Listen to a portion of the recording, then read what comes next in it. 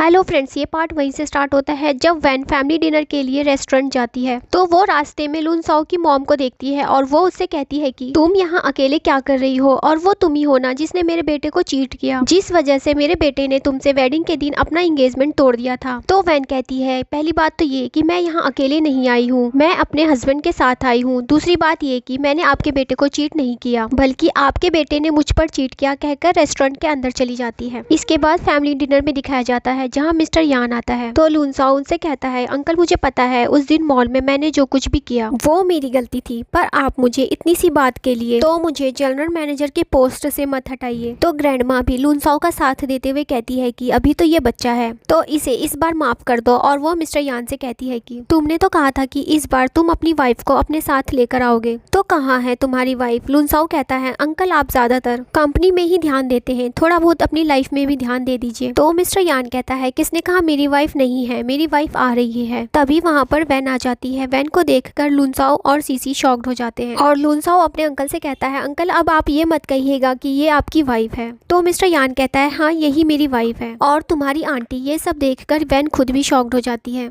तो मिस्टर यान उससे कहता है कि यही तुम्हारा सरप्राइज था। तो वो कहती है, कुछ ज्यादा ही बड़ा सरप्राइज हो गया। और वो लुन साओ की मॉम से कहती है, क्या कोइंसिडेंट है आंटी, मुझे लगा नहीं था कि हम फिर से एक फैमिली हो जाएंगे। ग्रैंडमा को तो कुछ समझ ही नहीं आ रहा था और वो कहती है कि तुम लोग किस बारे में बात कर रहे हो, यहाँ फैमिली के सारे एल्डर्स बैठे हैं। तो लुन साओ कहता है, ग्रैंडमा ये वुमेन हमारी फैमिली की मेंबर नहीं बन सकती। मिस्टर यान गुस्से में कहता है, क्या कह रहे हो तुम मेरे मैरिज के बारे में, अब ये तुम्हारी आंट है तो इसे आंट कहकर बुलाओ। तो लुन साओ वैन से कहता है कि क्या डर्टी गेम खेला है तुमने तो मेरे अंकल को भी सीड्यूस कर लिया। और वो मिस्टर यान से कहता है कि अंकल आपको पता नहीं है, ये लड़की बिल्कुल भी अच्छी नहीं है, ये पहले ही किसी मैन के साथ नाइट स्पेंड कर चुकी है, इसलिए तो मैंने इससे अपना एंगेजमेंट तोड़ दिया था। तो मिस्टर यान वही फोटो दिखाकर कहता है, क्या तुम इस लड़के के बारे में बात कर रहे हो, तो इसे ध्यान से देखो, इसमें मैं हूँ। और वो वैन से कहता है, एक बार तुमने मेरी जान बचाई थी तब ये फोटो ली गई थी। तो वैन कहती है, एक बार मैंने किसी को बचाया तो था, तो वो तुम थे, कहकर वो खुश हो जाती है। लुन साओ अपनी मॉम से कहता है कि मॉम आप तो कह रही थी कि आप उस लड़की को जानती हैं जिसने अंकल की जान बचाई थी, क्या आप झूठ बोल रही थी। तभी ग्रैंडमा कहती है कि मुझे नहीं पता कि तुम लोग किस बारे में बात कर रहे हो, और ये फैमिली डिनर है, इसे खराब मत करो, इसलिए चुपचाप बैठो और खाना खाओ। तो सीसी अच्छी बनते हुए ग्रैंडमा से कहती है कि ग्रैंडमा आप गुस्सा मत कीजिए, मुझे लगता है कि वैन ने अंकल से पैसों के लिए शादी की है, क्योंकि अंकल तो कुछ ही टाइम पहले चाइना से वापस आए हैं, तो ये कैसे पॉसिबल हो सकता है कि ये दोनों इतनी जल्दी मिल भी जाएं और शादी भी कर ले, ये सब वैन का प्लान होगा। तो वैन कहती है, मैं लुन साओ से ब्रेकअप के बाद इससे मिली थी, उससे पहले मैं इसे नहीं जानती थी। पर तब भी फैमिली के एल्डर्स मिस्टर यान से कहते हैं कि लुन साओ ने पहले ही इस लड़की को डंप कर दिया है, तो ऐसी लड़की हमारे घर की डॉटर इन लॉ नहीं बन सकती और तुम भी इससे शादी नहीं कर सकते हो, तुम इसे डिवोर्स दे दो। मिस्टर यान कहता है, आपको मेरी शादी से कोई प्रॉब्लम नहीं होनी चाहिए, और वैसे भी वो मैं था जिसने पहले वैन को सीड्यूस किया था, ना कि वैन ने मुझे सीड्यूस किया था। तभी वैन कहती है, आप लोग हमारी शादी के बारे में क्या सोचते हैं, उस बारे में मैं कुछ नहीं कहूंगी, पर मैं इतना कहना चाहती हूँ, भले ही मेरी शादी लुन साओ से फिक्स हुई थी, पर मैं प्योर हूँ और अब मैं मिस्टर यान के साथ हूँ, क्योंकि ये वो डिजर्व ही नहीं करता। ये सुनकर लुन साओ वैन को थप्पड़ मारने वाला था,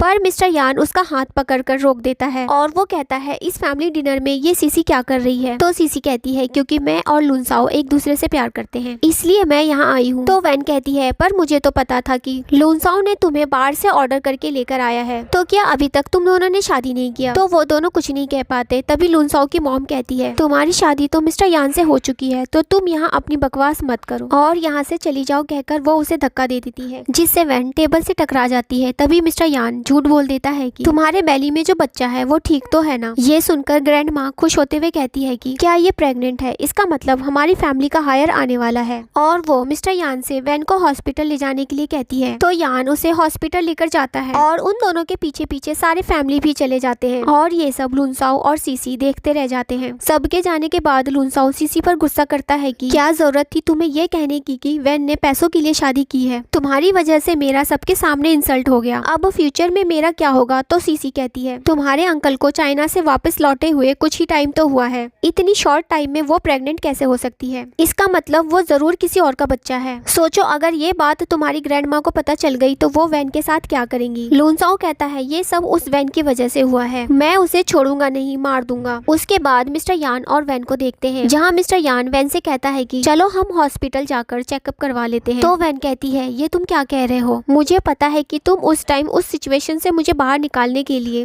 प्रेगनेंसी का बहाना बना दिया था। तो मिस्टर यान कहता है, अगर तुम चाहो तो हम इसे रियल भी कर सकते हैं। तो वैन शर्माते हुए वहाँ से जाने लगती है, पर तभी वहाँ पर एक कार आकर उन दोनों को टक्कर मारने वाली थी, पर वैन मिस्टर यान को धक्का देकर बचा लेती है, पर उसका ही एक्सीडेंट हो जाता है और यहाँ पर यह पार्ट खत्म हो जाता है।